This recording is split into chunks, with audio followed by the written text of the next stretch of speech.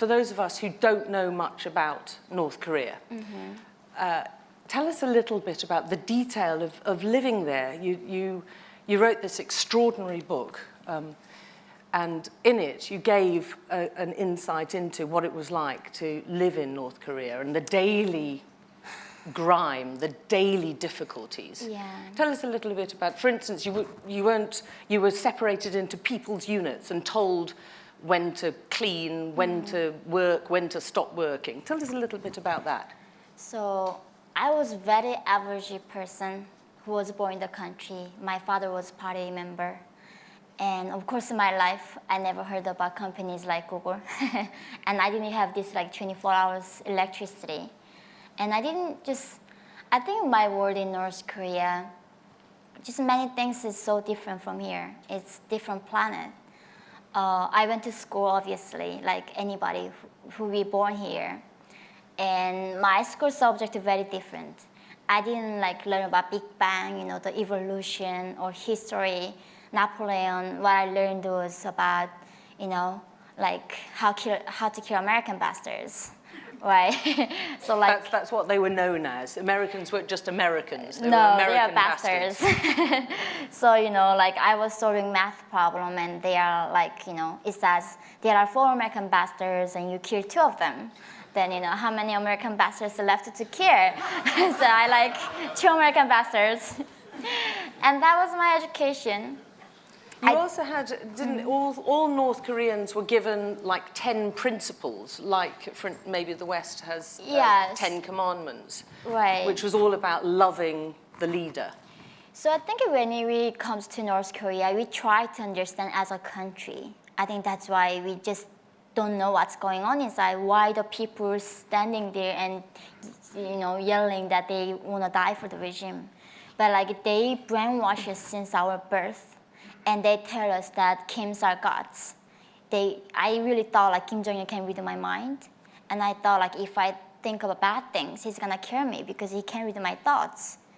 And all those commandments telling us what kind of miracles he can make and how our enemies like American bastards and Japanese imperialists trying to attack us and why we need their leader to defend us from the rest of evil. And I think that was just like how North Koreans' mentality. You were told what hairstyles to have, what clothes to wear. Right. I mean, you basically weren't allowed to think for yourselves. Is that right? So like, there's no word for love in North Korea. There's no word for liberty. There is no word for human rights. So if you don't know you have the right to have a free hairstyle, if you have the right to travel, how do you demand it?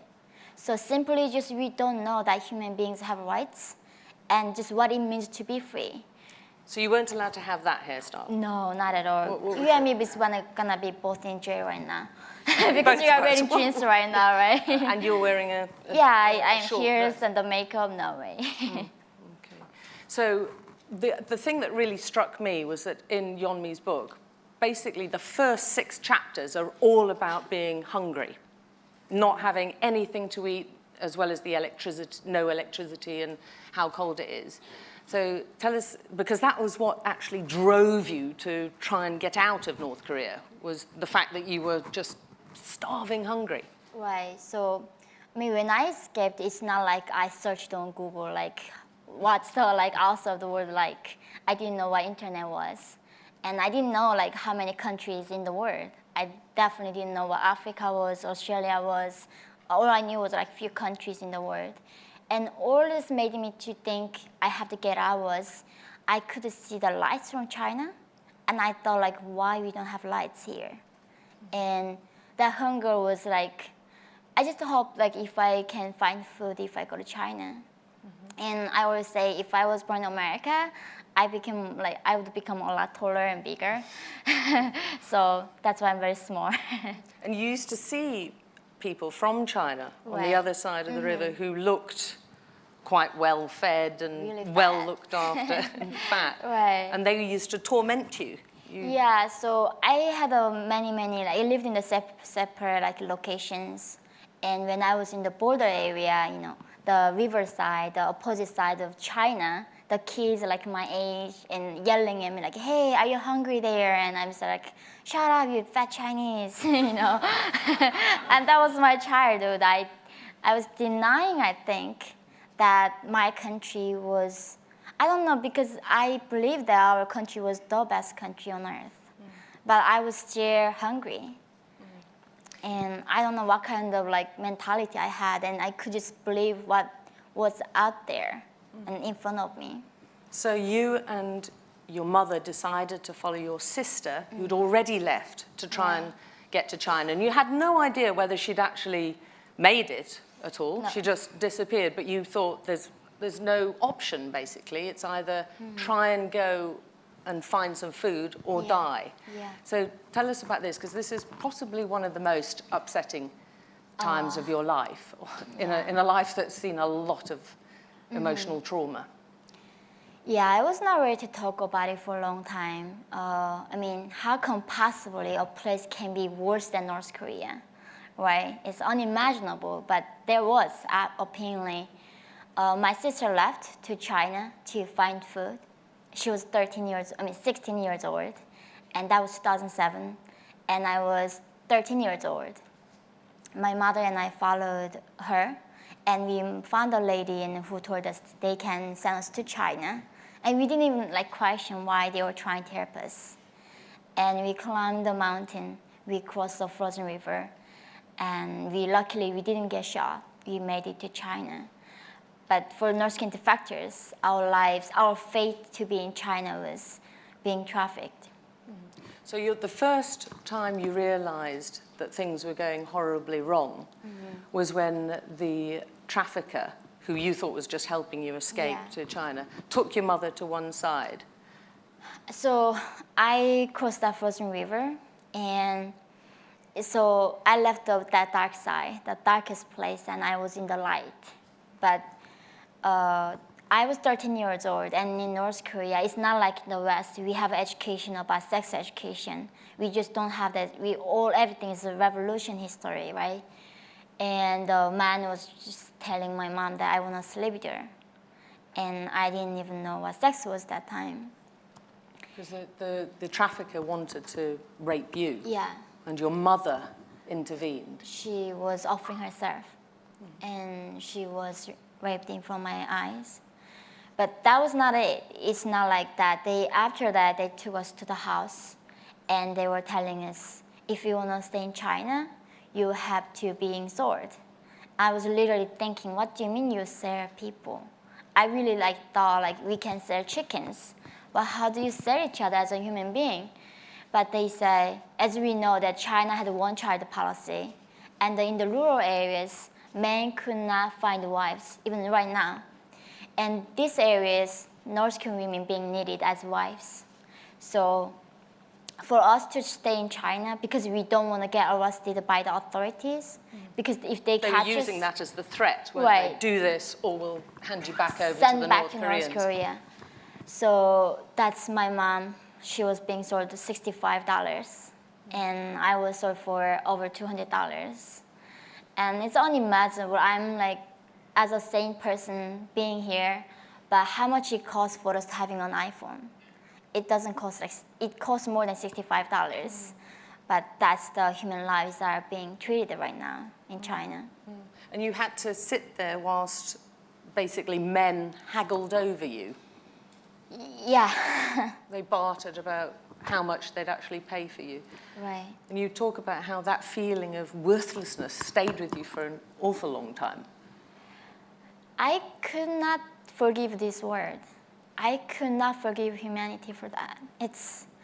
I came to South Korea after I crossed the frozen desert to Mongolia to escape from China. And I went to South Korea, and I saw the TV one day. And people were crying. I didn't know why they were crying, and they were talking about animals' rights. I was thinking, if you have the humanity to care about human rights, how about the human lives? There are 25 million people trapped.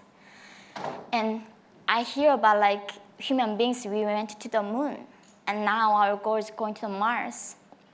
If we have the creativity to go to Mars, why not the North Korea? It's our same planet.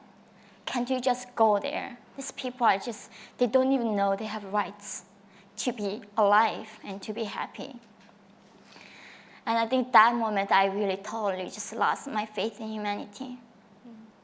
You were sold to a man and you really resisted giving in to him for a long time, physically fighting. Yeah. And then you took the big decision again, Right. as all the way along, that in order to survive, you needed to make that awful decision, which must have been very hard for you. And at that stage, how old were you then? I was 13 still. 13 years old. Yeah, that was the last moment I remember I was being a kid. And I had to be an adult. And the man who bought me, he was a broker, but he told me if I become his mistress, he would buy my mom, buy my father.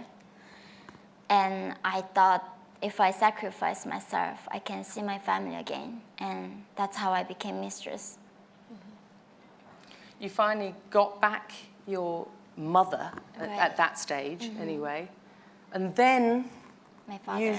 you and your father, who then went on to die of cancer. Again, very, very upsetting. It was right before Chinese Beijing Olympic, and whole world celebrating.